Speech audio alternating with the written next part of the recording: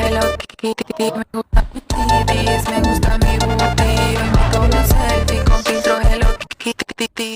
Hi, everyone, and welcome to another episode of Dangerous Games Podcast. I am Courtney with Reckless Cards, and as always, I am joined by the most perfect woman in the world, my beautiful co-host, one of my dearest and bestest friends in the entire world, and sincerely one of the kindest, most generous, wonderful people I know, Sarah, the original Mrs. Breaker, Mrs. Squirts Cards. How are you today, Sarah? I'm good. How are you, beautiful? I am good. I'm a little tired, but I am excited for the case that we're doing today. We're taking it way back. You know me. If you guys have been following us, you know that I'm like all about these old timey cases. I really like the historical. You like old men. I'm gonna have to crop that for Jeremy because he's gonna think that's fucking funny. So, no, I do. I like the historical cases, and this isn't even like, I don't know if I would consider this is from like the 40s. So not too old. It's not as old as like not my like 1900s, early 1900s baseball, but this one is wrestling. So a little different than some of my other stuff, and we haven't done a wrestler yet, I don't think. So this is I don't think so. Yeah, and there's a lot of wrestlers that we can talk about. There's a lot. Tons. Oh, yes. So we've done mostly like basketball, football, and baseball. So I thought it would be fun to do. Not fun. Obviously, people were killed. So it's still fun to hear about. And like a different sport than we've been doing. We also have done like non-sports. So the Menendez brothers wasn't technically sports unless you want to call them tennis, and then the basketball cards. So, right. This one has a little bit of everything. There's pop culture, there's murder, there's affairs, there's scandal. It's really a whodunit because somebody was convicted, but then it was overturned. So you can decide if like it was justifiably overturned or maybe that person really did do it. And we don't know. So I'm going to call this episode, It Wasn't Me, It Was the Bushy-Haired Man. Ooh. Yes. So Sam Sheppard was the literal epitome of the American dream. Growing up in Cleveland, Ohio, Sam was the youngest of 3 boys. His father and older brothers were all doctors, and they were huge role models in Sam's life. As a teen, Sam excelled in literally everything he did. He was an excellent student, an athlete, he was active in football, basketball, and track. Wow. He was class president for 3 years. He even met his future wife in high school, Marilyn Reese. Marilyn and Sam were high school sweethearts. She was described as a beacon of light by their classmates. As an only child whose mother passed away, she was eager to have a family of her own. So here's this handsome young man from a family of doctors, all very attractive men, strapping, wealthy, class president, football athlete, marries his high school sweetheart. This is like Mayberry. It is like Pleasantville. It is the American dream from the 50s. Like, gotcha. Like think like the white picket fence kind of. It is ideal, gotcha. Americana. Marilyn would watch Sam's practices at their high school, and he would walk her home afterwards. Very, very, very cute 50s behavior. Sam was an incredible athlete and was offered several scholarships to schools in Ohio, but he decided to follow in the footsteps of his father and his older brothers, and he enrolled in Hanover College in Indiana to study pre-osteopathic medical courses.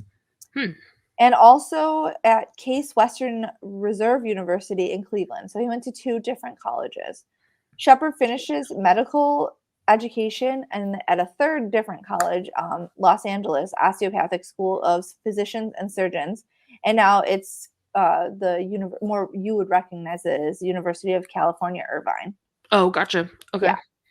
And he was awarded the Doctorate of Osteopathic Medicine, DO, obviously, medical degree. He completed his residency in LA, and he and Marilyn were married in February of 1945 in Hollywood. Hollywood. So I'm telling you, this guy, like, he just, like, his whole life is just perfect. It's like a movie. The couple stayed there for a few years, but ultimately decided after Marilyn had their son, Sam Chip Sheppard, they should move back to Ohio to be closer to family. So they had their For help. first baby. They named him Sam Jr., but they called him Chip. That's cute. Yeah. Sam joined his father's practice at Bayview Hospital and bought a beautiful home on the shore of Lake Erie. So all of the Sheppard doctors were at Bayview together. That's crazy. By all accounts, Sam and Marilyn's life was idyllic. They were young and attractive. They were both Marilyn was gorgeous. Everybody loved them. Sam was well-liked and respected doctor in the family of well-liked and respected doctors. Marilyn was a wonderful wife and mother who taught Sunday school. The Sheppards loved to throw parties and were considered gracious hosts. So think backyard barbecues and just all of this. It's 1945. Good times. Yeah. This is where we reach the apex of this awful and sad and still unsolved murder. So, like, everybody's just living their best life. And now, unfortunately, I'm going to flip the switch and it's going to turn. Okay, pull a Sarah. Yeah, I'm pulling a Sarah today. On July 3rd, the Sheppards, their friends Don and Nancy, Aaron, and their 2 children, so Don and Nancy's kids, joined the Sheppards family for a drinks and dinner and a casual dinner. It was a casual dinner. After which Don brought his 2 children home and put them to bed and came back while Marilyn tucked in now 7-year-old Chip into the bed. So this was like 1945 late 1940s, and it was pretty common for people to just like leave their kids home by themselves, even though they're little. They're sleeping. You can't do that nowadays. No, there weren't baby monitors, so I was just like, oh, I read that, and I'm like, damn, okay. I don't know. They must have lived close. Everybody, it was like a smallish town, so. The 2 couples chose to watch Strange Holiday on one of the 2 channels that were available. So first of all, it was a big deal that they had a TV. Yep. And they had 2 channels, so they watched Strange Holiday. The Aarons would later say that Sam and Marilyn were very loving towards each other. Marilyn perched on Sam's lap during the movie, and they kissed each other. Eventually, before their guests had left, Sam moved to the daybed in the living room and nodded off, leaving Marilyn to say goodbye to the guests around midnight on the 4th of July. So Sam just kind of fell asleep, and they like said byes, which, I mean, we've all had guests that you're good friends with who are just like, oh, he fell asleep. See you later. Yep. According to Sam, he was awoken some hours later, and this is early hours of the 4th of July, to the sound of his wife screaming. Marilyn was 4 months pregnant, and a disoriented, freshly woken Sam allegedly mistook her screams of terror for her possibly having fits like she did during her first pregnancy. So back then, they would, like, when women were in any kind of distress during pregnancy, it was fits. He rushed up to their bedroom where he was met with the sight of his wife sprawled across her bed, covered in blood. This was when he claims he saw a blurry white figure with bushy hair who attacked him. Sam alleges he scuffled with the figure and was knocked unconscious. When he woke, he checked on his wife and realized that she had passed.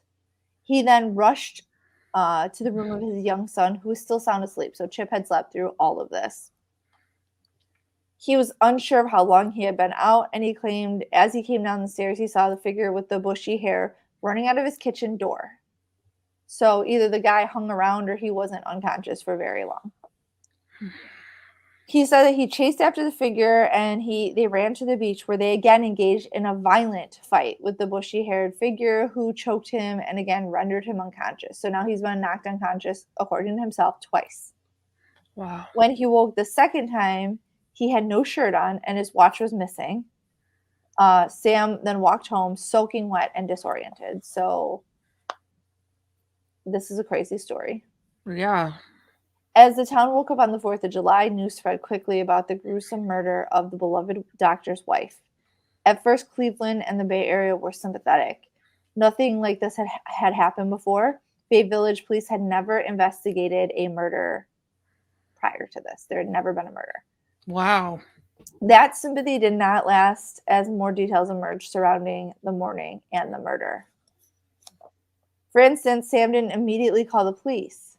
He called the mayor, Spencer Hoke, who was a good family friend. So, like, your wife was just murdered and you don't call the police first, you call the mayor, who's a family friend of yours. That's so weird. Sketch. Spencer Hoke and his wife, Ethel, showed up to the house and walked around before they called the police. Oh, so let's just contaminate the crime scene. Yeah. Sam's story stayed the same, but according to Hoke, Sam initially claimed they killed Marilyn when he called him that morning. So Sam called him. He's like, they killed Marilyn. Like, but then he told the police it was just like the one bushy-haired guy. When he, weirdly, while police continued their investigation of the Sheppard home, the best NFL quarterback of his time, Otto Graham of the Cleveland Browns, decided to stop by and see what all the ruckus was about at his neighbor's home. Okay. Yeah, so it's just like people are just wandering into an active You crime can't do scene. that nowadays. No. Otto's wife, Beverly, was a good friend of Marilyn's, and while Otto sweated away in training camp, Sam Sheppard would take Marilyn and Beverly water skiing in Lake Erie. So even though the crime scene had not been secured, officers allowed Graham to inspect Sheppard's bedroom. So they're like, yeah, sure, come on in, Mr. Graham. Oh, God. Look at this murder scene. Jeez Louise. The Saturday Evening Post quoted Graham on what he thought as he viewed the blood-spattered room. He said, and I quote, "Oh my God, it looks like someone stood in the middle of the room with a great big can of red paint and a brush and flicked it all around. This wasn't a couple of blows. Oh no, whoever did it, they had to be out of their mind." So, like, I mean, like, he just walked in and was like, looked at this woman's like blood and brains all over the wall, and we're like, that's looks like paint. And then he said that to a newspaper. Oh, okay. This poor woman. The police would let several people walk through the crime scene before securing it and allowed Sam to leave the scene unaccompanied with his father and brothers to have them treat him for his injuries at the hospital. So it was like reported and like it was in the police reports and at the court at the trial that he was severely injured. Like he had neck injuries and stuff. But like he should have been escorted by a police officer. Like all you're doing is giving him a chance to like get his story straight and like whatever. And talk to them about his story too. Yeah, like exactly. Get him all on the same page. Yep. People started to think Sam Sheppard wasn't as shiny as the glowing character references he was receiving from everyone who knew him would make you think. The Cleveland press declaring Sam was being protected because of his wealthy family and saying the police were fumbling the case, which I could both things are definitely happening. He called the mayor before he called the police. The police were just like letting people wander through a crime scene. For Sam's part, he would say that he was cooperating with the investigation, but there were reports he refused a polygraph, and with pressure from the media and the public, several public inquisitions took place. And then the smoking gun. Well, Sam denied having any affairs during these inquisitions. A young woman named Susan Hayes would come forward to say he was lying. Sam was arrested for the murder of his wife. On August 16th, a grand jury listened to Mayor Hoke say that Marilyn had called Sam Dr. Jekyll and Mr. Hyde. They listened to Susan Hayes talk about the affair he was having while his pregnant wife was at home. It took one day for the jury to decide to indict him on murder charges, and on October 16th, 1954, Sam Sheppard's trial started. The trial had been compared to O.J. Simpson case with regard to media and public interest. The presiding judge, Edward Blythen, refused to allow for a change of venue due to the intense media coverage. He allowed cameras in the courtroom during the proceedings and didn't prevent the jurors from consuming media coverage. It was revealed later that he had told the reporter, "Sheppard is guilty as hell." It didn't help that Sam was a poor witness, coming off as cold and detached in his own defense, and his story seemed so unbelievable. So you have a crime scene that's been completely muddled. Yep. You have a contaminated jury. You have Yep. a biased judge. You Yep. have a venue that is not conducive No. to a fair trial. Even if he is guilty, like nowadays, this would have immediately been thrown out. Like you Correct. couldn't have convicted this man. Correct. The prosecution dismantling it during the trial, his story. Officer Drinking claimed the house showed little signs of an actual struggle, and it appeared to be a staged robbery. He also drove home the point of Sam lying during the interrogation about his affair with Susan Hayes.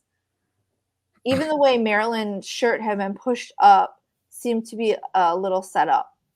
Oh. The prosecution's star witness, Coroner Sam Gerber, claimed that the murder weapon, though one has never officially been found, was a surgical instrument, and he claimed to be able to tell that from a blood imprint on a pillow next to her head.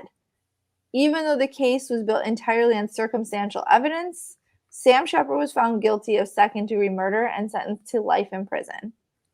So that was wild to me that he got convicted because there's no. They claim to know what the and I looked. You can look it up and see what the imprint on that pillow that the doctor. The scalpel.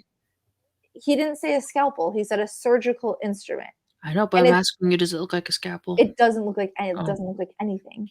I don't know how he was like, yes, it looks like a surgical, and that comes back in the next trial. So it's just all of this is crazy to me. And I don't know if he's guilty. I feel like it's so like his story is unbelievable. Right. But there is another person that looks like he could be a good suspect for this. Uh-oh. Sam spent 7 years in a maximum security prison near Columbus, Ohio.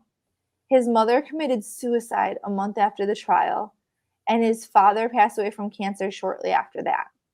Wow. Sam was permitted to attend both funerals in shackles. Wow. Around At least he got to, I guess. Yeah. Around 1959, a few breaks happened for Sheppard. A criminologist did a deep dive on the case and studied the blood spatter in the home, determining that the killer was left-handed and finding blood that did not belong to Marilyn or Sam in the bedroom. A swimmer found a flashlight that appeared to have a dent and could be a potential murder weapon, according to the criminologist report.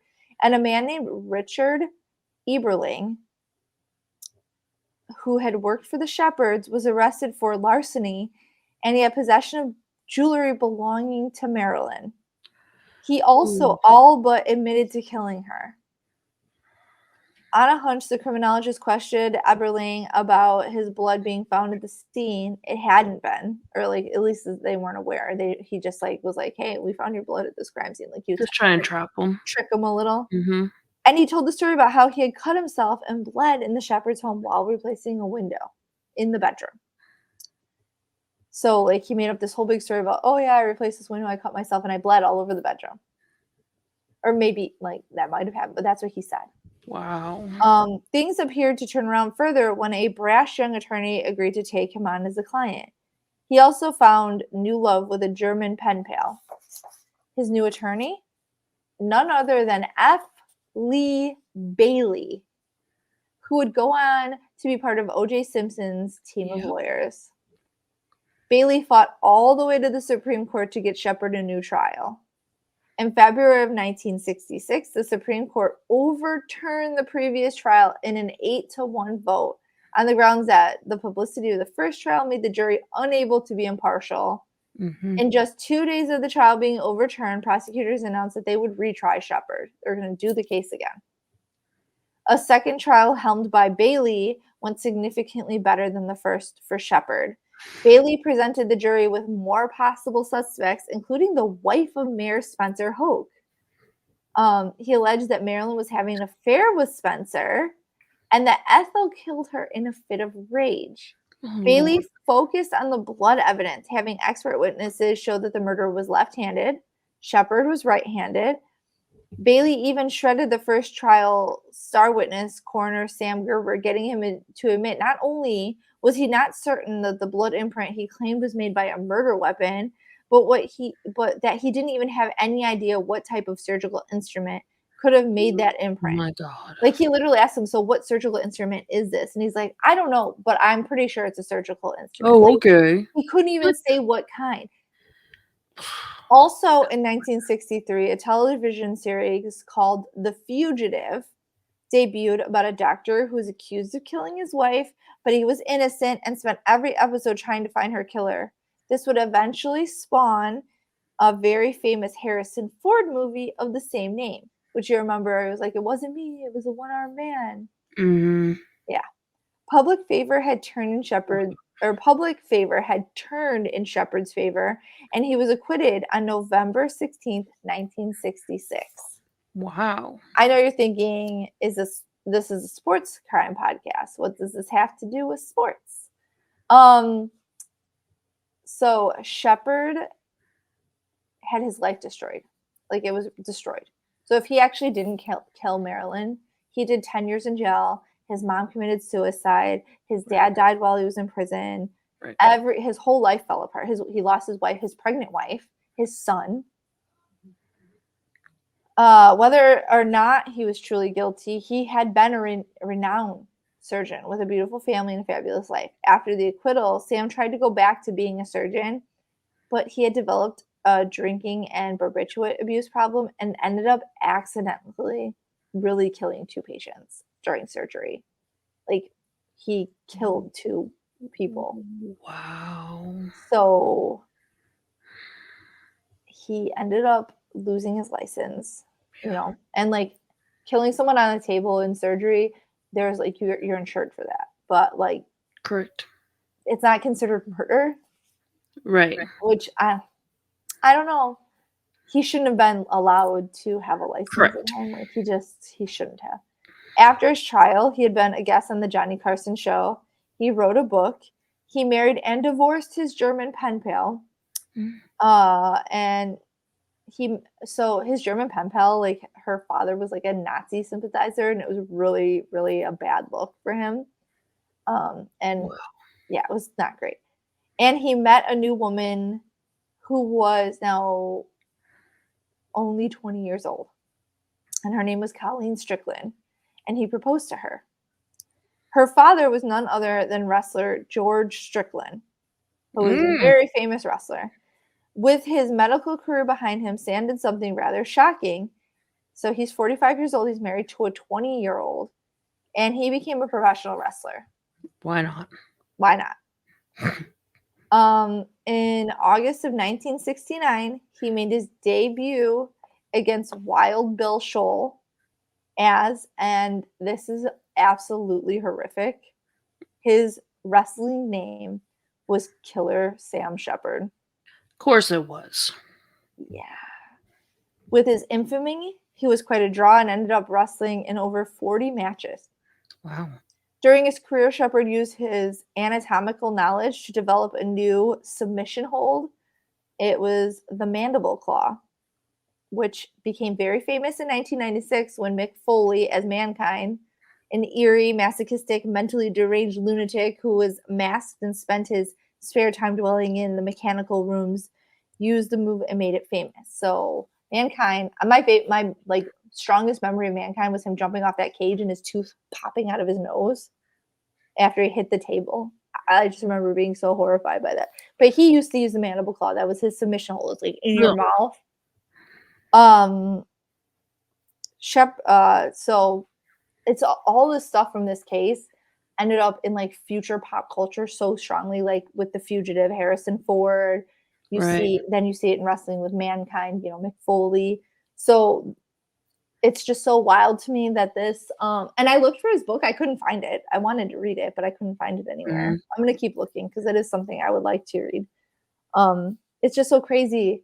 And then obviously F. Lee Bailey with O.J. Simpson. Like this case is what put F. Lee Bailey on the map. This is what made him a famous attorney, was defending Sam Sheppard. That's so because that was such a huge case in the 50s. Mm-hmm. And like the fact, like it's so crazy to think of him being like in the like 66 being involved in this thing, and then O.J. Simpson, which was in the 90s. You know, it's Oh yeah. wild to me. Oh yeah. It seems like two different eras, and they shouldn't be linked by like To this. cross. Yeah. So unfortunately, Sheppard's addiction caught up with him. Remember, I said he was addicted to alcohol and barbiturates. Mm-hmm. And on April 6th of 1970, at age of 46 years old, Wow. 46, Sam Sheppard collapsed in his kitchen, vomiting blood. Medics were called to the scene, and they failed to revive him. A pathologist report lists the cause of death as liver disease. Hmm. The parallels to the O.J. Simpson case and Sheppard case are hard to ignore. The wife's murder, the media circus, the actual attorneys, and their behavior after being acquitted, O.J. robbing people and writing a book about how he would have done the murders, and Sam giving himself such a questionable moniker for his wrestling. Yeah, a 2002 book theorizes that Marilyn Sheppard was murdered by James Call, an Air Force deserter who was passing through Cleveland on a multi-state crime spree at the relevant time. So he was there. There's so many other suspects, so I just kind of wanted to go over a couple of the other ones. There are like photographs of Major Call's Luger pistol with the bloodstained pillowcase. Remember this, the surgical tool or whatever, and they match. Like his Ruger, Wow. his gun. You can see pictures where like you could stamp his gun there, and it could have matched that. It could have matched. It's not like you're not like, oh, this is definitely, but it could have definitely. Right. It could have matched. During the original trial, the bloodstain patterns were suspected of having been made by a surgical instrument, which F. Lee Bailey disproved during the trial. So that was one thing. So James Call was one person. Obviously, Ethel. I'll get to that. Richard Eberling. Now, this is the guy that if I had to be like somebody did it, and it wasn't Sam, this would be the guy that I felt personally probably was like the best candidate.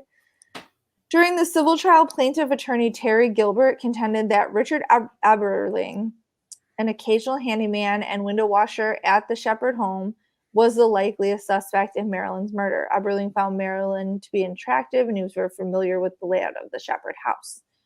In 1959, detectives were questioning Richard about various burglaries in the area, and he confessed to the burglaries and showed the detectives where the loot, which included 2 rings that belonged to Marilyn. He stole the rings in 1958, a few years after the murder, from Sam Sheppard's brother's house, according to him, taken from a box marked personal property of Marilyn Sheppard. In questioning, Eberling admitted that his blood was at the crime scene of Marilyn Sheppard's house. He stated that he cut his finger while washing a window. And prior to the murder, he bled like all over the premises. So he was trying to explain away why his blood would be there. As part of the investigation, he took a polygraph test, and the polygraph examiner concluded that he didn't show deception in his answers, although the polygraph results were evaluated by other experts years later who found that it was either inconclusive or he was lying. So the initial, so he took the polygraph. The first guy was like, no, he's telling the truth. He didn't do this. And then later it was reassessed, which again, it doesn't even matter because polygraph tests are not admissible in court and they can be messed up all the time. And like this shows, like one guy was like, he's lying. One guy's like, it's inconclusive. Another guy's like, no, he was definitely lying. So I don't know how I feel about that.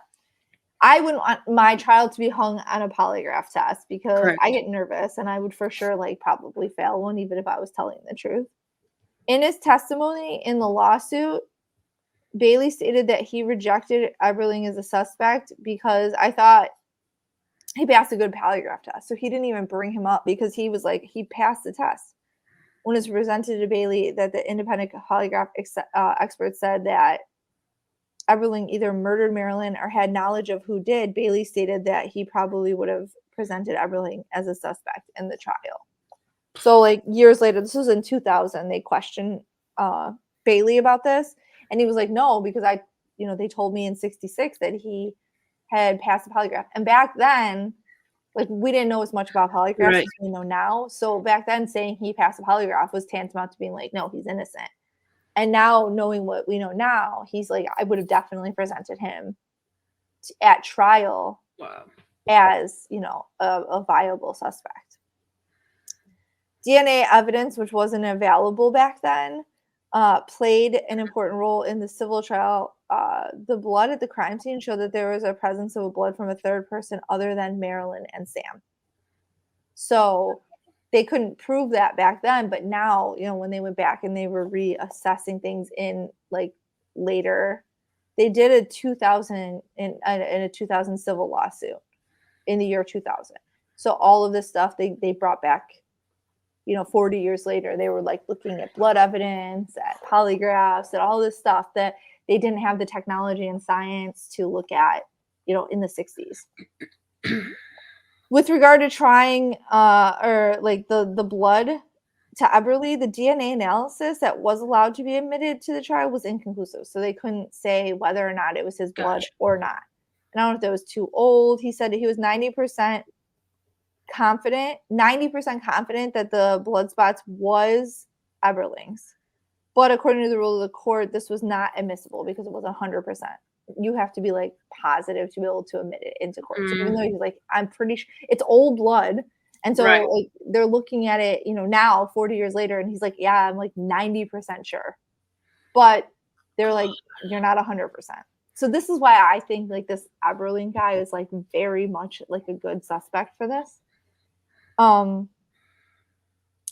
So the defense argued that the blood evidence had been tainted in the years since it was collected, which is also a completely reasonable thing to say, and that the important blood spot on the closet door in Marilyn Sheppard's room potentially included 83% of the adult white population. So it's not, he's 90% sure it's his, but it also could, because it's not perfect, it could also fit 83% of other adults, so. The defense also pointed out that the results in 1955 from the older blood type technique, the blood collected from the closet door was type O, while Eberling's is type A. But this is an old test that we don't do anymore because it wasn't good enough, not accurate, not scientifically. We've advanced. So throughout his life, Eberling was associated with women who had suspicious deaths. That was the other thing. Lots of women around Eberling had died. He was convicted of murdering someone named Ethel Mae Durkin. She was an older woman who was very wealthy, and she was a widow, and she had no family. Durkin's 1984 murder in Lakewood, Ohio was uncovered when a court-appointed review of the woman's estate revealed that Eberling, Durkin's guardian and executor, had failed to execute her final wishes, which included stipulations on her burial. So this woman died mysteriously.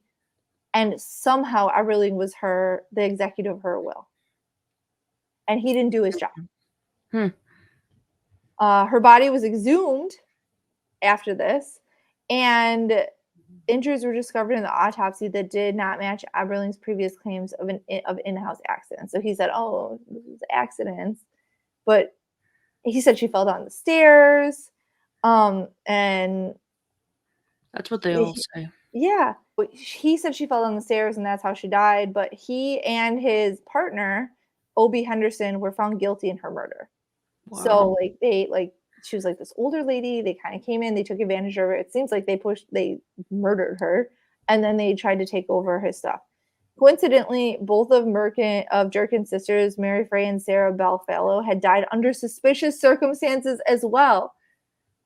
What the heck? She, Frey, her other sister, was suspiciously beaten to death, and Farrow also died under suspicious circumstances.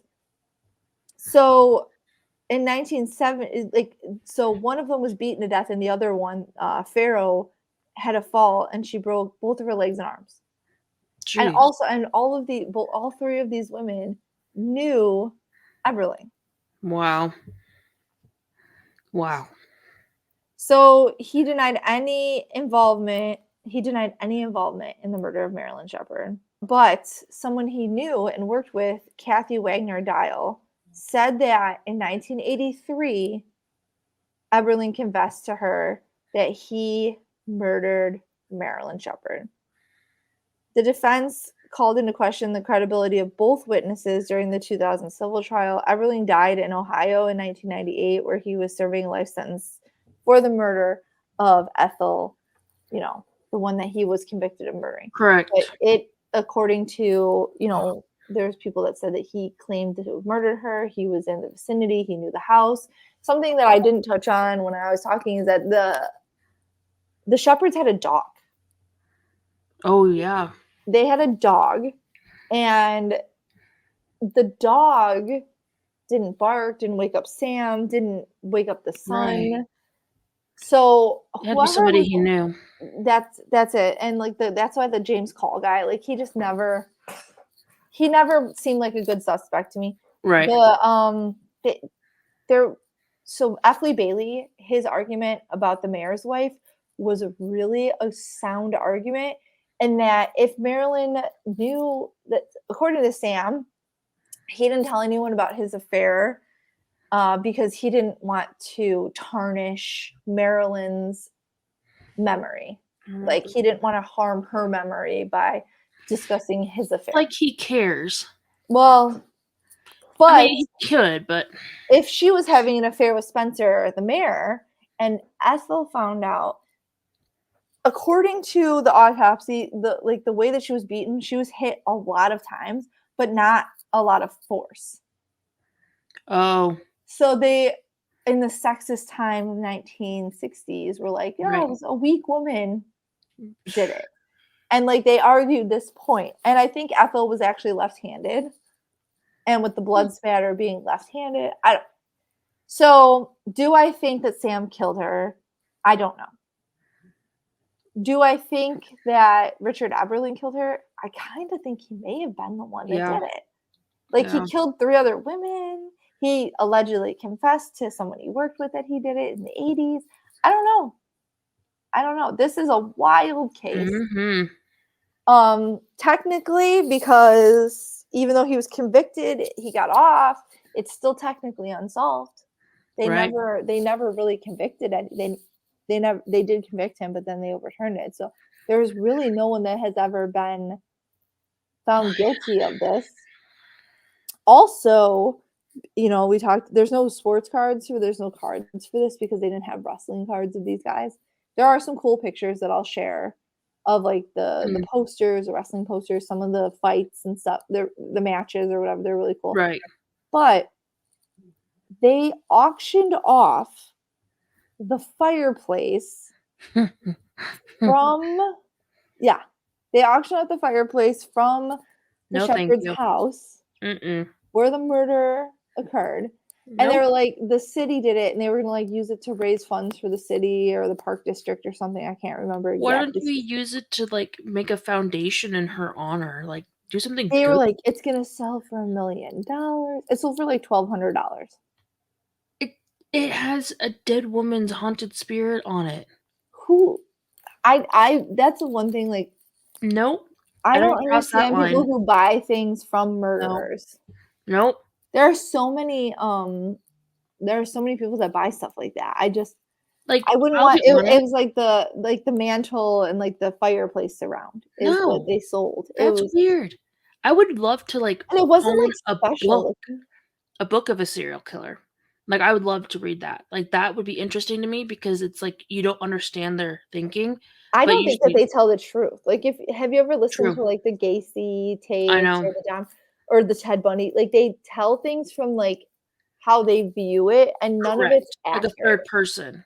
It's always like they paint themselves as like either they're like I'm innocent and they don't tell the truth, or the victim, or they're the victim, or they blame like I did this because they made me. Like, correct. But it's still interesting because that kind of thought process. But a piece of a mantle, no, thank you, I'm good. Like that thing's gonna haunt you wherever you go, and like, it's bad juju. Like I'm into the macabre. Like I'll buy a sports card with like, you know, obviously I have the Bison Daily card. I have, you know, I have a lot of cards. You know, I've been bidding on Aaron Hernandez cards on eBay. I have not won a single one yet because I just can't bring myself to spend $200 on one. No, but the nostalgia of it.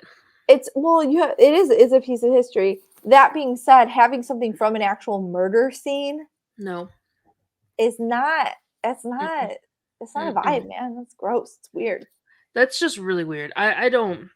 I will post a picture if I'll have a picture of it in the so you can see what it's very basic looking too. It's not like some beautiful ornate it's just because of the idea of where it came from. Yeah, it's very macabre. I really, like I said, I'd be really interested in an original journal of a serial killer. That would be the only thing that I would find interesting. But the knife or the gun or the clothing he wore, no, you keep that. That's got bad juju attached to it. I don't want anything to do with that. Also, Sam Sheppard wrote a book. I'm going to try and find it. I would like to read that book. I'm just so curious. Yeah. If he was innocent, let's go for the angle. He did not do this. He fell asleep. He woke up. His wife was murdered. Nobody's perfect. Some people have affairs. Everyone who has an affair doesn't necessarily kill their wife. Correct. Now, if you're having an affair and your wife turns up murdered, your hands look like and then you lie about it. That seems suspicious. So I don't know, but I would like to read his book and see what his side of the story is. Well, we'll have to find it. Well, on that note, let me know what you think. Do you think Dr. Sam Sheppard killed his wife Marilyn, or do you think it was the bushy-haired man? Was it Richard Eberling? Was it James Call? Was it the mayor's wife? Was it somebody else? Who did it? So let us know. And thanks so much for listening. Thank you. We appreciate you. Please follow, subscribe, share, leave a review. Let us know what you think. We really appreciate your comments. And until next time, stay safe, make good choices, and we'll see you next time. Bye. Hello Kitty, me gusta mi titties, me gusta mi booty, me con un selfie con filtro Hello Kitty.